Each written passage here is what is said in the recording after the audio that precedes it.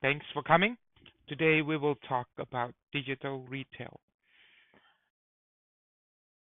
It's primer to changes in in the retail landscape. So here's a little bit my background. I um, I started as a software engineer and working in software development, primarily on development and digital marketing.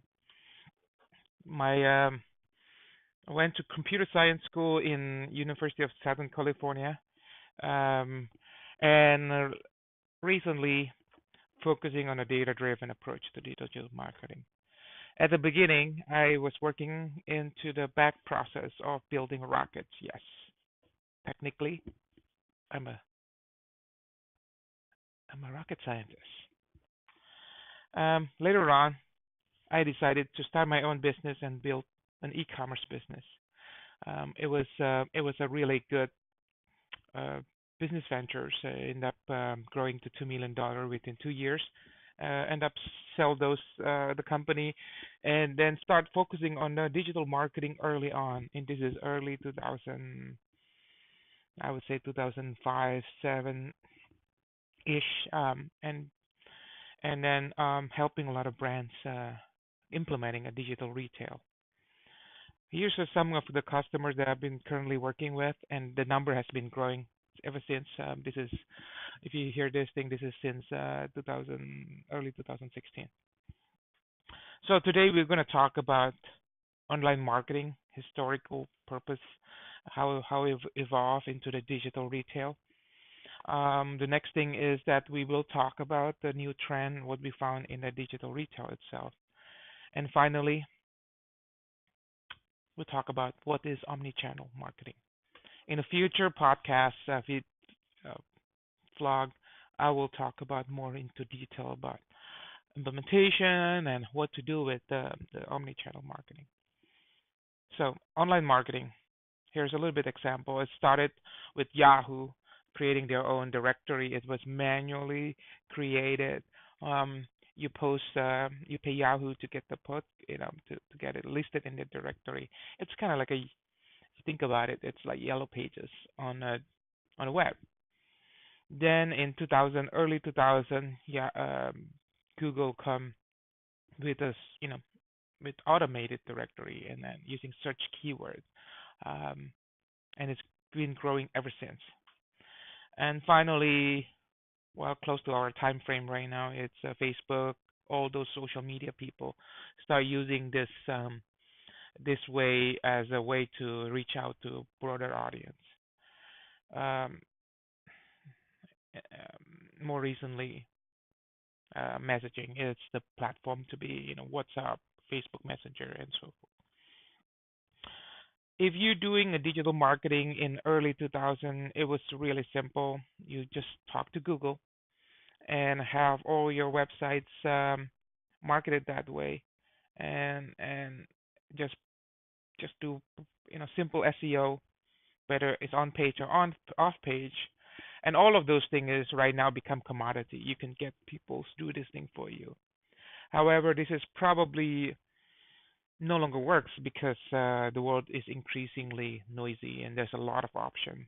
Search marketing, search centric marketing is not the only game in town anymore. You have to do a lot more than just one. That's what the reason you can blame those things from the rise of social media. Social media traffic has eclipsed search, and and it's no longer something that you can avoid. When dealing with social media, unlike with a search uh, platform, you really need to know one word. You know how to know your audience. You know the word is targeting. How do you target your audience? It's no longer search. It's more like outreach. How do you reach them? And what's your goals? The key point with search and social media is not about selling. It's more like awareness.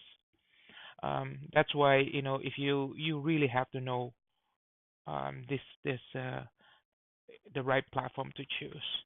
Um, if you want to, for example, here it is. If you want to build a brand royalty relationship, Facebook is the best, and so forth. So it's very important to know what's your target goal. Otherwise, you're wasting your money. With that, welcome to digital retail. So digital retail started because of changes in the customer um, um, landscape. You know, people are getting comfortable with buying direct instead of going to your store. They can purchase your product either from Facebook, your stores, retail, Amazon. They also can purchase it from their phone, their desktop, or walk in. So with that changes, this is how what typically used to be. You have products, you work on creating your own stores.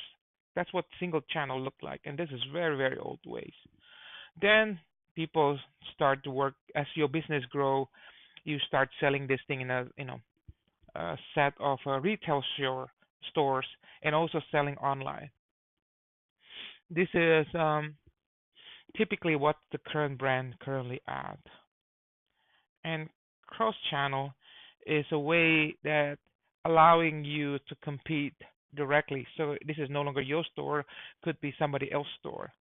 And then you're also selling this thing on Amazon and so forth. And that's what the cross-channel is all about, allowing customers to buy anywhere they want. And finally, we are going to the Omni Channel, where your marketing money can be used um, target any place in uh, in your network, and they're cross platform, meaning that your marketing money can be used to drive traffic to your retail networks or your wholesalers, and also can go to direct. And this is more complicated because your digital marketing budget, it get used, and measurement it's become complicated. But however, if you implement omni-channel correctly, the impact can be you basically spread all your risk into multiple channels. And although it's getting more complicated, if done properly, uh, the risk is lower. The reason all of those things is because again, um, buyers' behavior has changed constantly. Used to be, they browse the web on a desktop and use the product. Buyers now completely have multiple ways to access your brand. Um, Nowadays it's smartphone. They start in a smartphone, then they get to know about your products. Usually, typically using Facebook ads, for example. Then they go to a desktop and they search on a Google, and finally purchase the products uh, on their tablet, for example. So all of this thing is because your customer constantly changes, and also the technology change as well. So here's some challenge that we found in omni-channel marketing. Um, Things constantly changing. You have a new channel campaign appear all of a sudden, and how do you measure those things? How do you measure the overall result, and how do you improve your campaign? In summary, omni-channel is the new game in town. If you avoid it, you will pay it dearly. Uh, it's important to know who your customer is, how they purchase your products, how their path to purchase. Identify those, outline those things, do your digital marketing, and and be successful. Using data-driven process, always measure to improve your path to purchase, and know when to where to improve. I have a bonus material if you sign up. I can send you all the information about which platform to use, um, and also how to define the right platform for your channels, and a little bit about remarketing landscape. Again, thank you, and hope to see you soon in your next podcast or vlog. Goodbye.